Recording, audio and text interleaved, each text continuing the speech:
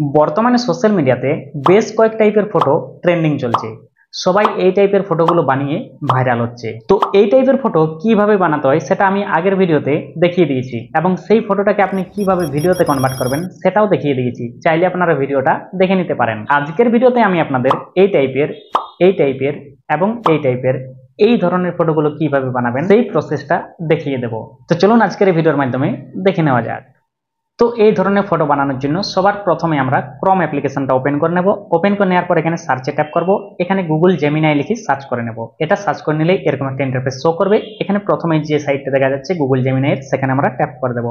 Tap করে দেওয়ার পর নিচে দেখুন আস্ক জেমিনাই রয়েছে এবং একটা প্লাস আইকন রয়েছে। আস্ক জেমিনাই একটা প্রম্পট লিখতে হবে।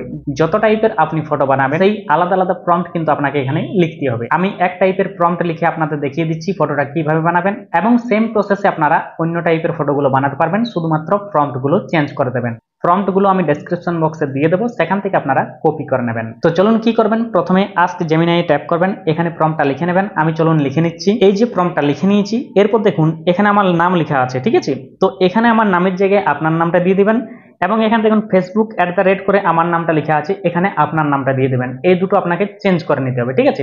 এরপরে কি করবেন, এখানে প্লাস আইকনে ট্যাপ করে দেবেন। প্লাস আইকনে ট্যাপ করার পর এখানে আপলোড ফাইলস আমরা ট্যাপ করে দেবো। এরপর এখানে মিডিয়া পিকারে ট্যাপ করে দেবো। এখানে গ্যালারি শো করে যাবে। এখান থেকে আপনার ফটোটা সিলেক্ট করে নেবেন, যে ফটোটাকে আপনি এই স্টাইলে বানাতে চাইছেন। চলুন আমি আমার একটা ফটো সিলেক্ট করে নিচ্ছি।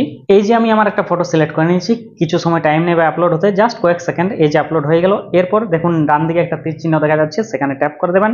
জাস্ট কিছু সময় আপনাকে অপেক্ষা করতে হবে। কিছু সময় পরে আপনার ফটোটা এই স্টাইলে রেডি হয়ে এখানে চলে আসবে। তো ফ্রেন্ডস, এই যে আপনারা দেখতেই পাচ্ছেন আমার ফটোটা এই স্টাইলে রেডি হয়ে চলে এসেছে। এরপরে এই ফটোটা ডাউনলোড করার জন্য কি করবেন, দেখুন উপরে দেখুন এখানে ডাউনলোডের একটা অপশন দেখা যাচ্ছে, সেখানে ট্যাপ করে দেবেন। এই ফটোটা আপনার গ্যালারিতে সরাসরি ডাউনলোড হয়ে যাবে। যদি অপশনটা শো না করে তাহলে কি করবেন, ফটোতে ট্যাপ করবেন, ফটোটা ওপেন করে নেবেন।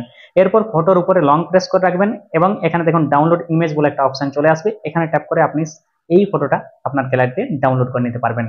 একই প্রসেসে আরো যত টাইপের ফটো রয়েছে সব রকমের ফটো আপনি আপনার নিজের ফটো দিয়ে বানাতে পারবেন, শুধুমাত্র প্রম্পট গুলো চেঞ্জ করে নেবেন। প্রম্পট গুলো ডেসক্রিপশন বক্সে পেয়ে যাবেন। তো ফ্রেন্ডস, এই ছিল আজকের ভিডিওর বিষয়। আশা করি ভিডিওটি আপনাদের ভালো লেগে থাকবে। যদি ভিডিওটি ভালো লেগে থাকে অবশ্যই একটি লাইক করে যাবেন, এবং এই ভিডিওটি আপনার বন্ধুদের সাথে শেয়ার করে তাদেরও দেখার সুযোগ করে দেবেন।